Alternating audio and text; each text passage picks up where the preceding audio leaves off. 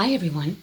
In this week's Immigrant video, we are going back to the immigration tips that I have been releasing. And this one is tip number 6. If you want to see any of the older tips, please click on the playlist and you will be able to see all of them. This week we are going to talk about looking for or applying for jobs. A lot of my students are so nervous to apply or look for jobs. They want to make sure that their English is really good first, and which I respect and I understand, but I've just heard like a lot of excuses. I need to do this, I need to do that, I need to be more prepared here or there. But you will never be prepared enough to apply for any job, really. There will always be some obstacle that you can put in your way. So my first suggestion is just go for it. If you're not qualified enough, if your English is not good enough, then it doesn't matter. You're not going to get the job anyway, but you've not done any harm by trying. All you've done is wasted a little bit of time preparing, applying for the job, and every application gives you extra experience. Every interview gives you extra experience, prepares you for what they're going to ask, makes you feel more confident as you answer the questions. It's the same as going for a job interview in your own country, in your own language. They're nerve-wracking, whether you speak a language well or not. So there are a few tips that I just want to give you. Number 1, the US and Canada use a resume version, whereas the UK and Australia and New Zealand and South Africa use a CV version.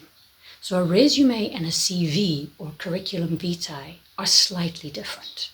And you need to make sure that you're using the right version for the right country.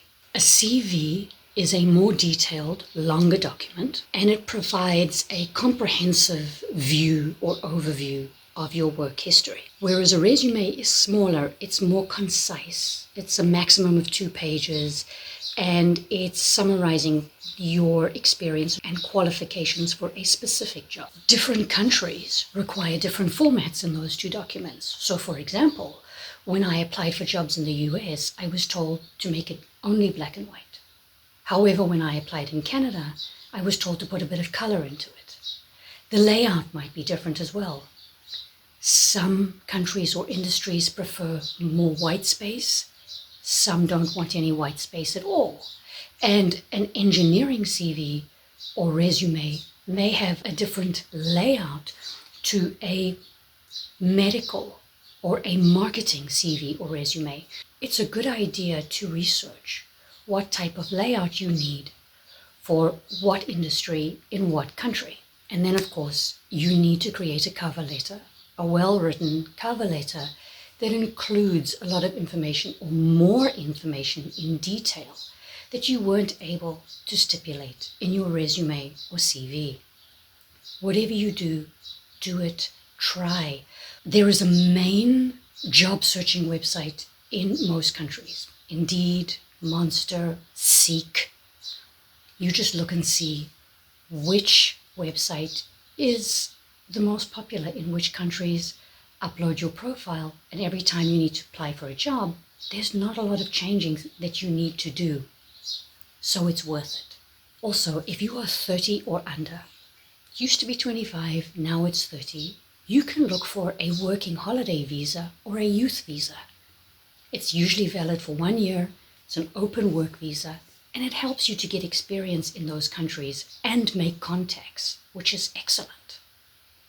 Lastly, every country has a occupations in demand or skills shortage list. Different countries use different names, but those are the jobs and occupations that country is in desperate need of. Look through it.